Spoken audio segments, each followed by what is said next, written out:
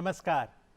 भारतीय गणतंत्र का 7 दशकों का गौरवमय इतिहास रहा है और इसकी नींव है देश का संविधान। और अपने इस विशेष कार्यक्रम के माध्यम से हम संविधान के विभिन्न पहलुओं को जानने का प्रयास करेंगे। आज के अंक का विषय है directive principles of state policy.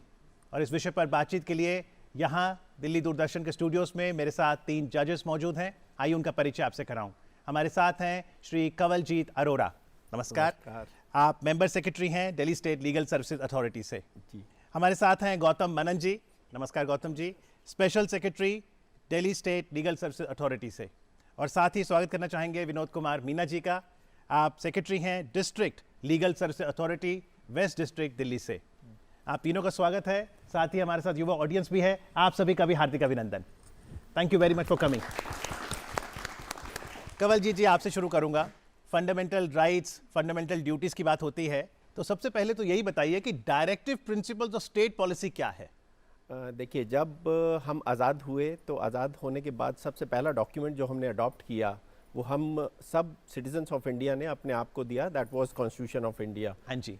इस कॉन्स्टिट्यूशन में कुछ directive principles of state policy रखे गए।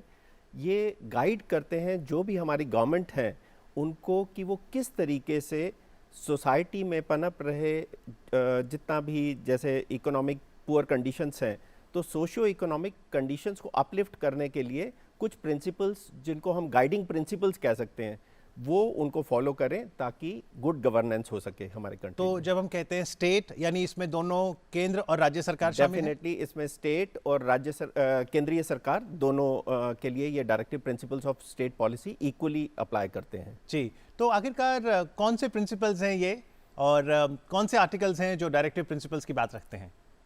ये आर्टिकल 36 से लेकर भारतीय संविधान के आर्टिकल 51 तक डिफाइन करते हैं कि सरकारें किस तरह से लोगों के हित के लिए कार्य करेंगी, क्या सोशल ऑर्डर बनाएंगी, क्या किस तरह से वो वेलफेयर स्कीम्स लेकर लोगों की सहायता करेंगी और एक राष्ट्र को, एक समाज को खड़े करने के लिए जो भी उनके फ़ायदे की चीज़ें हैं, क्योंकि अधिकार हैं और कर्तव्य हैं, मौलिक अधिकार हैं, मौलिक कर्तव्य हैं, लेकिन इन आर्टिकल्स के द्वारा सरकार को बाध्य किया गया कि सरकारें किस तरह से लोगों के हित के लिए कार्य करें। और कितने प्रिंसिपल्स होंगे गौतम जी? ये आर्टिकल 36 से लेकर 51 तक जा रहे हैं, तकरीबन 20 के आसपास हैं। और अगर हम बात करें ये 20 डायरेक्टिव प्रिंसिपल्स किन विषयों पर केंद्रित हैं विनोद जी? देखिए, विषय तो विविध हैं, लेकिन अगर हम दर्शकों के लिए बताना चाहें तो कुछ इंपॉर्टेंट विषय हैं जिनको हम फोकस करना चाहेंगे। जैसे आर्टिकल 42 है, अनुच्छेद 42 है, जिसमें बताया गया कि मैटर्निटी बेनिफिट्स के बारे में। आर्टिकल 43 हो गया जिसमें मिनिमम वेजेस के बारे में बताया है। आर्टिकल 45 हो गया हमारा चाइल्डहुड केयर एंड एजुकेशन के बारे में बताया है। और आर्टिकल 48 कैपिटल ए हो गया जिसमें हमारा एनवायरनमेंट प्रोटेक्शन के बारे में बताया गया है जी। तो ये वो मुद्दे हैं जिसपे कि जैसे से देश आगे बढ़ा इस पर सरकारें केंद्रित रहें और ये देश के निर्माण के लिए ज़रूरी हैं। जी। तो चलिए, क्योंकि कॉन्स्टिट्यूशन का जो प्रीएम्बल है वो वी द पीपल से शुरू होता है तो वी द पीपल के पास चलते हैं। शिवांगी, आपसे जानना चाहूँगा, जो प्रथम पंक्ति में बैठे हैं, हम जब कहते हैं directive principles of state policy तो आप इस पर क्या बताना चाहेंगी या क्या सवाल रखना चाहेंगी? सर, मुझे ये पूछना है कि directive principles of state policies का ऑब्जेक्टिव और उसका वो गोल क्या है? जी, आप क्या बताना चाहेंगी डायरेक्टिव प्रिंसिपल से जुड़ी बात? सर, मैं ये जानना चाहूँगी कि राइट टू इंफॉर्मेशन एक्ट जो है वो रूरल एरिया पे इतना एप्लीकेबल क्यों नहीं है, वो लोग इससे अवेयर ज़्यादा नहीं हैं जी। और आप ये भी जानना चाहते हैं कि आरटीआई डायरेक्टिव प्रिंसिपल्स के अंतर्गत है क्या उसी से ही उपजा है? जी। आप? सर, मैं जानना चाहूँगी नालसा और सालसा का मतलब बनाने का मोटिव क्या था? ओके जी।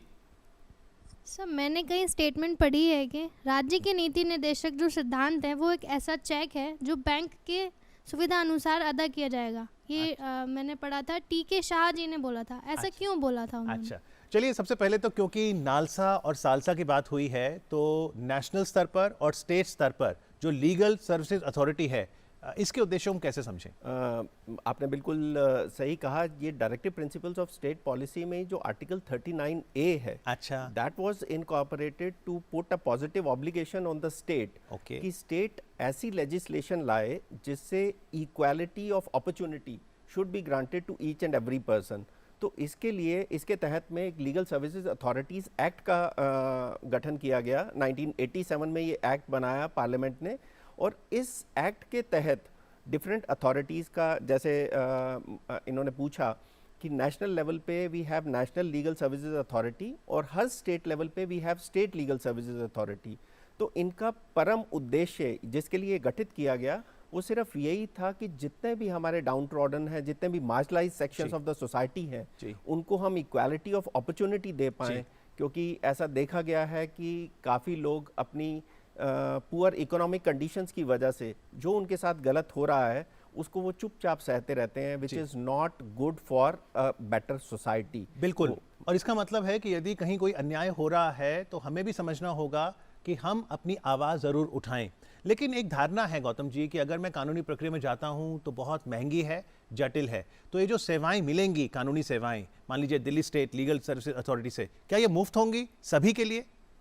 बहुत अच्छा प्रश्न किया अमित जी, और मैं सुनने वालों के लिए भी और अपने ऑडियंस के लिए भी ये बात बताना चाहूँगा कि अनुच्छेद 39 जब भारतीय संविधान में आया तो इसने बाध्य किया सोसाइटी को, लीगल अथॉरिटी को, कि वो ये सेवाएं बिल्कुल मुफ्त उन लोगों तक पहुंचाएं जो लोग इसके बिल्कुल हकदार हैं। अच्छा, सर ने बताया कि मार्जिनलाइज सोसाइटी के लिए, यानी कि समझ लीजिए कि भारत की तकरीबन 85% जनता आज फ्री लीगल एड, मुफ्त कानूनी सहायता और असिस्टेंस के लिए वो लोग हकदार हैं उसके, और इसमें फिर आते भी हैं। और इसमें ये समझ लीजिए कि भारत में रहने वाली सभी महिलाएं, सभी SC, सभी ST और जिनकी भी सालाना इनकम 1 लाख रुपए से कम है वो लोग, किन्नर और कोई भी आपदा से पीड़ित लोग, जो लोग स्पेशली एबल्ड हैं, वो सभी लोग,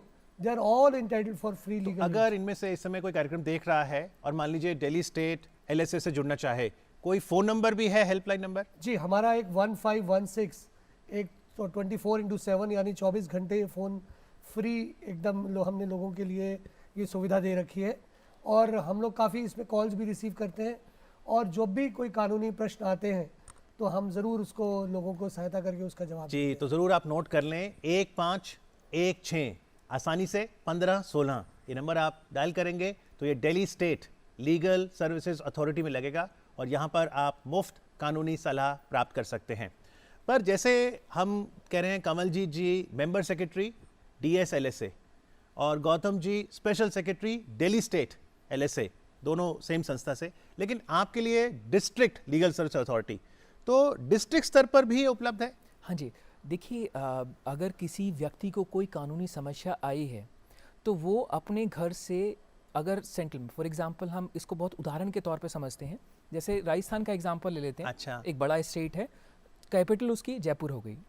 अगर जयपुर में हमारा मेन ऑफिस है स्टेट लीगल सर्विस अथॉरिटीज़, और किसी को प्रॉब्लम आई बीकानेर से, अच्छा, तो उसको बीकानेर से जयपुर आना पड़ता लंबा रास्ता है। तो इसके लिए हर डिस्ट्रिक्ट में एक डिस्ट्रिक्ट लीगल सर्विस अथॉरिटी बना दी गई है। अच्छा, और उसमें उसको जो भी कानूनी समस्या है वो वहीं के जिला न्यायालय में जाएगा जहां हमारा ऑफिस होता है, DLSA का ऑफिस होता है, वहां पे उसको मुफ्त कानूनी सहायता, मुफ्त और सशक्त कानूनी सहायता मिलेगी। पर विनोद जी, मान लीजिए मैंने 1516 डायल किया, अब वो फ़ोन दिल्ली स्टेट को लगेगा, हाँ जी, तो फिर क्या वो आपको फिर जिला में आगे कहते हैं करने के लिए? हाँ जी, जो मेन एक सेंट्रलाइज्ड हमारा कॉल सेंटर बन गया, अच्छा, वहाँ से सारी कॉल रिसीव होंगी। ठीक है, उनसे हम वो पूछते हैं कि आप किस जिले से हैं, क्या आपको समस्या है, उस समस्या का एक बार समझ के फिर उनको गाइड करते हैं कि आप इधर जाइएगा, इस डिस्ट्रिक्ट लीगल सर्विस अथॉरिटी में जाइएगा, वहाँ हमारा एक फ्रंट ऑफिस लॉयर हमारा बैठता है 10 से 5, वो आपकी समस्या का समाधान करेगा और आपकी जो भी कानूनी समस्या होगी उसका मूल रूप से पूरा समाधान होगा। जी, तो नालसा क्या है, सालसा क्या है, और कैसे जिले स्तर तक आपकी लीगल सर्विसेज आप तक पहुंच सकती हैं, उम्मीद है कि आपको क्लैरिटी हुई होगी। जैसे हम फंडामेंटल राइट्स की बात करते हैं तो मोटे तौर पे हम कहते हैं राइट टू इक्वालिटी है, राइट टू जस्टिस है, राइट टू फ्रेटर्निटी है। तो राइट टू जस्टिस तो मेरी फंडामेंटल राइट है, लेकिन फिर आर्टिकल 39A डायरेक्टिव प्रिंसिपल्स था जिसके चलते लीगल सर्विस अथॉरिटी का कानून आया 87 में। तो इसका मतलब डायरेक्टिव प्रिंसिपल फंडामेंटल राइट के साथ भी जुड़ती है। ऑब्वियसली देखिए, जब कभी भी हम डायरेक्टिव प्रिंसिपल्स को इम्प्लीमेंटेशन करेंगे तो वो फंडामेंटल राइट्स के कोऑर्डिनेशन में करेंगे। अच्छा। एक हार्मोनियस कंस्ट्रक्शन करेंगे। अच्छा। जो भी है, जो हमारा फंडामेंटल राइट्स है उसको तो हमें इम्प्लीमेंट करना ही है। अच्छा। जब भी कोई देखिए, जो हमारा जो डायरेक्टिव प्रिंसिपल्स हैं वो स्टेट के लिए हैं। अच्छा। स्टेट गवर्नमेंट के लिए हैं, सेंट्रल गवर्नमेंट के लिए हैं। जब भी वो कानून बनाएंगे तो फंडामेंटल राइट्स को तो वो हमेशा ध्यान में तो इसका रखेंगे। मतलब जैसे अगर 20 डायरेक्टिव प्रिंसिपल थे जब संविधान बना, वो तो 20 रहेंगे। उस 20 से या तो एक्ट बन सकता है या फिर संविधान में बदलाव भी आ सकता है, फंडामेंटल राइट ही बन जाए। राइट टू एजुकेशन हाँ। एक ऐसा राइट है जो बाद में लाया गया और पहले ये डायरेक्टिव प्रिंसिपल्स में ही मौजूद था। अच्छा। आर्टिकल 45 और फिर हमारा लीगल सर्विसेज, बहुत बढ़िया, very nice. Legal services authority act भी इसी के चलते आया। आर्टिकल 39A था और फिर हमारा अथॉरिटी एक्ट। तो आर्टिकल 45 जो है उसी से ही फिर जो है फंडामेंटल राइट बनी। फंडामेंटल राइट बना, एजुकेशन। इसमें वही ये जो आपने अभी बात की कि फंडामेंटल राइट्स और directive principles of state policy, इसको ऑफ लेट सुप्रीम कोर्ट ने भी हार्मोनियसली कंस्ट्रू करके काफ़ी सारे नए rights, right to privacy and all that, ये सारे आर्टिकल 21 में ही जनरेट कर दिए, जो कि लोगों के फंडामेंटल राइट्स बन गए। तो बेसिक डिफरेंस या बेसिक जो चीज़ जो समझने की है लोगों के लिए, वो सिर्फ ये है कि directive principles of state policy it creates a positive obligation on the state. और जैसा आपने कहा कि on the basis of these directive principles of state policy, सरकार चाहे वो सेंट्रल गवर्नमेंट है चाहे स्टेट गवर्नमेंट है, they may come up with some sort of legislation just to give effect to the fundamental rights of the people। बिल्कुल। जो उनके fundamental rights हैं, ताकि उनको एक ये गाइडिंग फोर्स की तरह, एक गाइडिंग लाइट की तरह इसको हम यूज करते हैं। बिल्कुल। आपने माननीय सुप्रीम कोर्ट का उल्लेख किया और हमने देखा है कि सुप्रीम कोर्ट ने यूनिफॉर्म सिविल कोड के लिए भी कहा कि उस दिशा में भी प्रगति हो।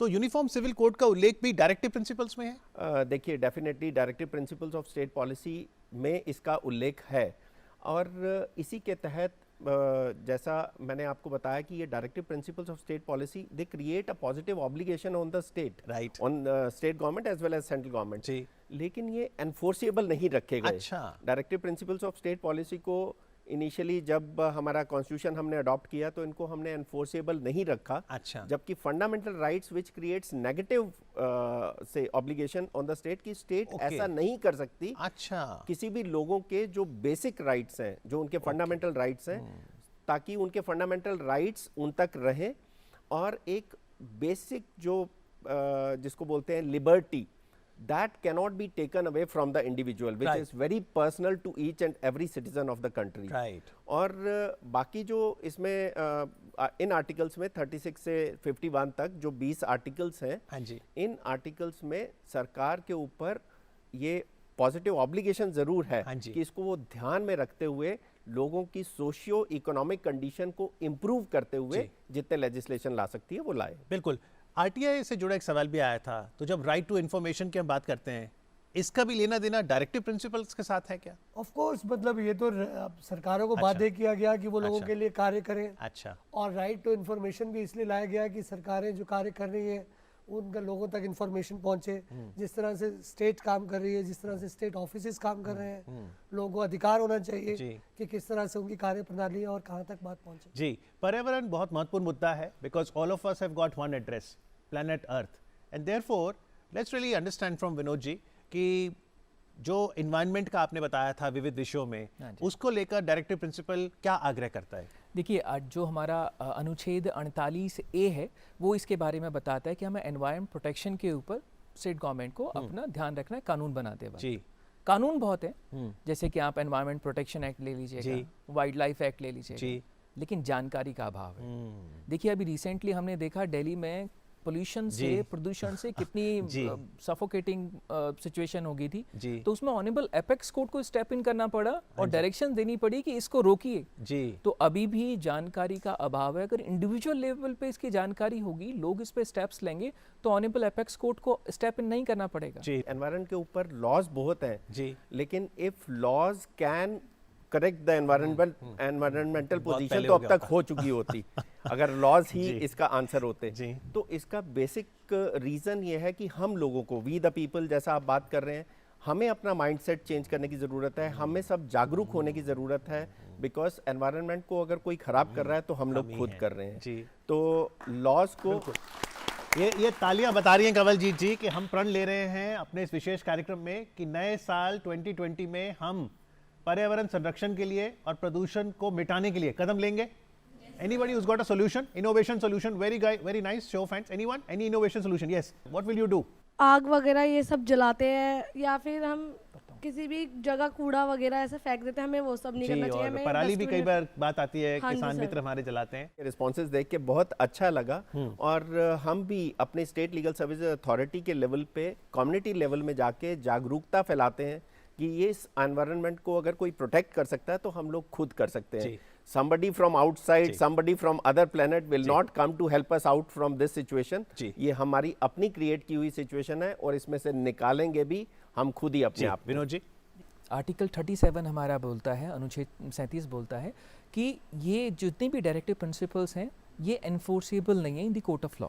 यानी कि हम इसको कोर्ट में जाके चैलेंज नहीं कर सकते कि गवर्नमेंट ने इस पे कानून नहीं बनाया. अच्छा. लेकिन देखिए, जो डायरेक्टली नहीं कर सकते वो हम इनडायरेक्टली कर सकते हैं. कैसे? जैसे आर्टिकल 42 को ले लीजिएगा. ठीक है. मैटर्निटी बेनिफिट्स के बारे में बताते हैं. ठीक है. तो उसके लिए कानून बना मैटर्निटी बेनिफिट्स एक्ट 1961. अच्छा. तो उसमें दिया कि जो भी इंस्टीट्यूशन होंगे उनको एक गर्भवती महिला को 6 महीने की लीव देनी है. अच्छा. अगर कोई नहीं देता है तो कोर्ट में चैलेंज हो सकते हैं. अच्छा. तो directive principle in itself challenge नहीं हो सकता. अच्छा. लेकिन इनडायरेक्टली वो चैलेंज हो ये सकता बहुत है. महत्वपूर्ण बात है कि जो हमारी गाइडिंग प्रिंसिपल्स हैं वो तो दिशा निर्देश हैं, आपने किया कि नहीं किया एनफोर्स नहीं कर सकते, लेकिन उससे जुड़ा कानून बन गया है, उसका उल्लंघन होता है तो मैं जरूर कानून का दरवाजा खटखटा सकता हूँ. तो क्या फिर मैं हाई कोर्ट या क्या रास्ता होता है अगर मुझे लगता है उल्लंघन हो रहा है उस कानून का? आपके जितने भी वो फंडामेंटल राइट्स बन जाते हैं तो उनको एनफोर्स कराने के लिए आप हाई कोर्ट और सुप्रीम कोर्ट में आप रेट फाइल कर सकते हैं गवर्नमेंट डिपार्टमेंट, अगर वो स्टेट के अगेंस्ट फाइल करना है. अगर स्टेट नहीं है then you have to go to ordinary civil court for enforcement of your right. और अपने इस विशेष कार्यक्रम में हमारा प्रयास है कि संविधान से जुड़ी जो अन्य बातें हैं, चाहे फंडामेंटल राइट्स की बात हो, फंडामेंटल ड्यूटीज़ की, डायरेक्टिव प्रिंसिपल्स की, हम और आप वी द पीपल कैसे उसमें कंट्रीब्यूट कर सकते हैं. और हमें बेहद हर्ष है कि इतने सवाल उठ रहे हैं. हर्षित, सवाल पूछिए. Hello sir.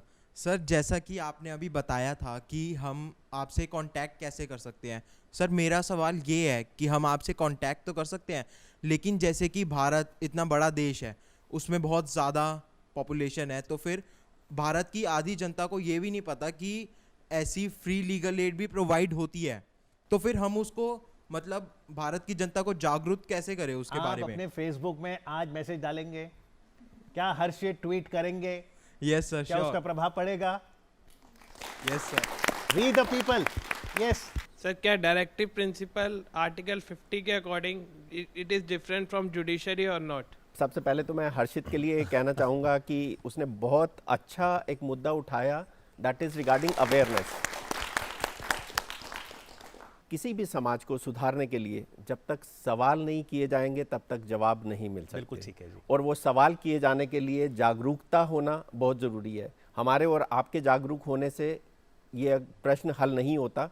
हम सबके जागरूक होने में समाज का जो लास्ट व्यक्ति है, जो अंतिम व्यक्ति है, जैसे गांधी जी के शब्दों में अगर हम कहें तो उस अंतिम व्यक्ति तक जब तक हम नहीं पहुंचेंगे तब तक हम अपने ऑब्जेक्ट को अचीव कर लें या कर लिया है हमने तो हम ऐसा नहीं कह सकते. तो उसके लिए अवेयरनेस बहुत ज़रूरी है.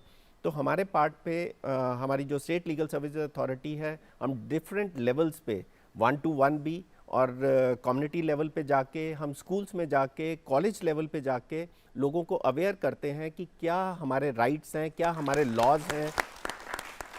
और ये जो अवेयरनेस है, ये स्कूल कॉलेजेस में जो हम जाके करते हैं, वो ना सिर्फ उन लोगों के लिए, उन बच्चों के लिए, उन स्टूडेंट्स के लिए है, उनसे जुड़े हुए हर उस व्यक्ति के लिए है. ताकि एक व्यक्ति को, एक स्टूडेंट को अगर हमने शिक्षित कर दिया तो आगे कम से कम 10 लोगों को और उनके कानून अधिकारों के बारे में बताएगा जी. और इसके अलावा हम डिफरेंट लेवल्स पे, डिफरेंट माध्यम्स पे, अभी रिसेंटली हमने मेट्रो ट्रेन के ऊपर पूरा एक एडवर्टीजमेंट कैंपेन चलाया है. अच्छा. जो रन करेगा, जिसको देख के लोगों को जागरूकता होगी कि उनके क्या राइट्स हैं. अच्छा. और अगर उनको कोई प्रॉब्लम है तो वो हमारे ऑफिस तक, हम तक कैसे पहुंच सकते हैं. तो मान लीजिए इस समय कोई स्कूल की प्रिंसिपल कार्यक्रम देख रही हैं गौतम जी, और वो चाहते हैं कि Delhi state legal services authority की टीम उनके स्कूल आए शिक्षित करने के लिए, तो ये संभव है और वो अप्रोच कर सकते हैं? जी बिल्कुल संभव है. और आपको जान के हैरानी होगी कि हमने ऑलमोस्ट 3000 स्कूल दिल्ली में कवर किए हैं.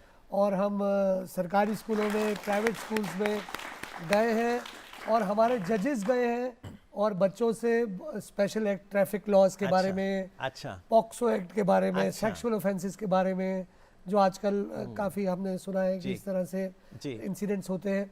तो इन विषयों पर हमने खुलकर बात की है और उनको भी अच्छा लगा कि जजेस उनके स्कूल में आए हैं और वो हमें कांटेक्ट करना चाहें तो हमारे डिस्ट्रिक्ट ऑफिसेज में या 1516 के माध्यम से भी कर सकते हैं। हम तुरंत उनके स्कूल में अगले दिन ही पहुंचेंगे अपने। बिल्कुल ठीक है। जैसे जैसे भारत का गणतंत्र मजबूत होता रहेगा, चर्चा होगी, तो ये डायरेक्टिव प्रिंसिपल है। जी, आखिरी बार आप सबसे सवाल पूछेंगे, कुछ भी आप प्रतिक्रिया देना चाहें। जी, रूरल एरियाज़ के जो लोग हैं वो भी हमारे इंडिया के एक पार्ट है, एक इम्पॉर्टेंट पार्ट है। वो सोशल मीडियाज़ पे नहीं है, वो सोशल किसी भी जगह पे नहीं है, तो उन्हें कैसे अवेयर किया जाए? गर्ल्स मोस्ट ऑफली जो जिनको सिर्फ यही पता होता है कि हाँ उन्हें मैरिड करना है, चाइल्डहुड में उनकी मैरिड हो जाती है, तो उन्हें कैसे अवेयर करना है? इंटरनेट की सुविधाएं नहीं पहुंची हैं या सोशल मीडिया का उतना प्रभाव नहीं है, उन्हें कैसे जागृत किया जाए? जी, और सवाल जिन्होंने अब तक नहीं पूछा है जरूर पूछिए। जी, पूछिए शिवांगी। सर, जैसे दूसरे सरकारी दफ्तरों में होता है कि सुनवाई जल्दी से नहीं होती या फिर होती ही नहीं है कई बार, तो ऐसे ही DSLSA में होता है क्या? जी, director principle of state policy is justifiable है। अगर हम किसी टी स्टॉल पे चले जाएं, एक छोटा सा राजू आएगा, वो टेबल क्लीन करके जाएगा, तो सर वो उसकी जगह नहीं है लेकिन वो उस जगह पे है, तो इसमें गलती किसकी है? ये बिल्कुल सही, बहुत सब पेरेंट्स की गलती है या गवर्नमेंट की गलती है? कई बार हमारी आंखों के सामने कई बार हम अन्याय देखते हैं और शायद वक्त आ चला है नए इंडिया के लिए संकल्प लेने का कि अब हमें भी अपनी आवाज उठानी होगी। आखिरी राउंड है आप सबके लिए। कंवलजीत जी, कैसे समझे? मैं सबसे पहले तो आप सबको ये कहूँगा कि आप हमारे साथ जुड़ें इस मुहिम में। अगर हम समाज को बदलना चाहते हैं तो हम सबको खुद बदलना होगा, और हम सब जब खुद बदलेंगे, खुद जागरूक होंगे, एक दूसरे को अवेयर करेंगे। ये राइट टू एजुकेशन के बारे में बहुत संवेदनशील क्वेश्चन इन्होंने पूछा। हम अपने स्टेट लीगल सर्विसेज अथॉरिटी के माध्यम पे अलग अलग टाइम पे डिफरेंट मुहिम चलाते हैं। अभी रिसेंटली भी हम एक मुहिम चला रहे हैं जिसमें आपको शायद पता होगा कि हर पब्लिक स्कूल में 25% सीट्स जो हैं वो रिजर्व होती हैं इकोनॉमिक वीकर सेक्शंस के लिए, जस्ट टू एंश्योर कि ये जो 25% सीट्स हैं ये इकोनॉमिक वीकर सेक्शंस को मिले। हमने अपने सारे डिस्ट्रिक्ट सेक्रेटरीज को ये हिदायत दी है कि वो अपने अपने एरियाज़ में ऐसे एरियाज़ आइडेंटिफाई करें जहां इकोनॉमिकली वीकर सेक्शंस रहते हैं, ताकि उन बच्चों के लिए हम फॉर्म भर सकें और ये पक्का कर सकें कि उनको उनके हिस्से की जो सीट्स हैं वो सिर्फ उन्हीं को मिले। आप जब ये कहते हैं मुझे हिंदी मीडियम फिल्म याद आती है जिसमें कि इसका जब उल्लंघन हुआ था। और अच्छी बात यह है कि सिनेमा में भी अब कानून प्रक्रिया को लेकर बहुत फिल्में बनती हैं, जैसे जॉली LLB। तो आपको लगता है कि सिनेमा हो, थिएटर हो, आर्ट्स हो, ये भी सशक्त माध्यम बन सकता है जागृति बढ़ाने का? बिल्कुल, इसमें कोई दो राय है ही नहीं सर। हम आप दूरदर्शन में आज इसलिए बैठे हुए हैं ताकि हम लोगों को अवेयर कर सकें, लोगों को ये बता सकें कि क्या दिशा निर्देश सरकार को दिए, हमारे क्या मौलिक अधिकार हैं, और उसके साथ साथ एक बड़ी बात ये है कि मौलिक कर्तव्य भी क्या है। यानी हमें ये भी मालूम होना चाहिए कि हम लोग किस तरह से भारत की सेवा कर सकें और अपनी निष्ठाओं को देश के लिए समर्पित कर सकें। ग्रामीण क्षेत्र से जुड़ा सवाल आया था, तो मैं चाहूँगा कृषि जो हमारे मित्र हैं उनके लिए बताइए, क्योंकि डायरेक्टिव प्रिंसिपल में एग्रीकल्चर और एनिमल हस्बेंड्री पर भी बातचीत है। देखिए, सवालों में भी एक सवाल ये भी आया था कि गांव की एक दूर दराज महिला को पास फेसबुक और ये सब नहीं ना हो, शायद सोशल मीडिया हालांकि ये भी धारणा हो सकती है ये भी धारणा हो सकती है क्योंकि आजकल millions have mobile phones and internet. तो देखिए, उसके लिए भी हम जो हमारा विधिक सेवाएं प्राधिकरण है वो डोर टू डोर कैंपेन चला रही हैं। यानी कि हमारे जो लॉयर्स हैं, पैरालीगल वॉलंटियर्स हैं, वो खुद उसी जगह जाएंगे, उस दूर दराज इलाके में जाएंगे, लोगों से बात करके उनको बताएं, उनकी समस्या को समझेंगे और कानूनी प्रक्रिया को बताएंगे कि ये आपके लिए है, और जो उनके मन में डर है हमारे जुडिशियल सिस्टम के लिए वो खत्म हो, उन तक जानकारी पहुंचे। तो आप में से कोई है जो पैरा लीगल वॉलंटियर बनना चाहेगा, वॉलंटियरिंग करना चाहेगा? अगर ये वॉलंटियर करना चाहते हैं तो ये आपसे संपर्क कर सकते हैं कंवलजीत जी? जी बिल्कुल हमसे संपर्क कर सकते हैं। सो चलते चलते आप तीनों से आखिरी कमेंट्स। कंवलजीत जी, आज directive principles of state policy पे हमने बात की, तो सार थोड़ा सा बता दीजिए कि आम जन कैसे समझे इन प्रिंसिपल्स को? इन प्रिंसिपल्स को सरल भाषा में आप ये कह सकते हैं कि ये सरकार के लिए हिदायतें हैं। अच्छा, कि वो गुड गवर्नेंस कैसे करे, किन मुद्दों को लेके वो कानून बनाए ताकि लोगों को उनके फंडामेंटल राइट्स मिल सके और लोगों की सोशियो इकोनॉमिक कंडीशंस अमेलियोरेट हो सके। Final words Gautam ji. और मैं तो ये कहूँगा कि सर की बात को आगे बढ़ाते हुए कि ये सरकार के लिए एक तरह से वापसी का रास्ता है। यानी कि अगर आप ये डायरेक्टिव प्रिंसिपल करेंगे, इन पर चलेंगे, तो आप दोबारा इलेक्शन जीत के आ सकते हैं, और नहीं कर पाएंगे तो आपका कोई पता तो इसे भी इलेक्शन का एजेंडा बनाइए, एजेंडा क्योंकि ये बनाए। विकास और प्रगति की बात ऑफ है। कोर्स जी देखिए, और मैं तो इसी पॉजिटिव नोट पे ख़त्म करूंगा कि जितनी भी हमारे पॉजिटिव चीज़ हैं, हमारी जनता में खुद में जानकारी होगी, लोगों में जानकारी होगी, तो वो खुद अपने राइट्स को इम्प्लीमेंट करने के लिए डीएलएसए के पास आ पाएंगे। बिल्कुल ठीक। So I hope in today's edition of this special programme we the people have become more informed on directive principles of state policy. And to help us understand better, to all my guests, thank you very much. Thank you. Thank you everyone. Thank you.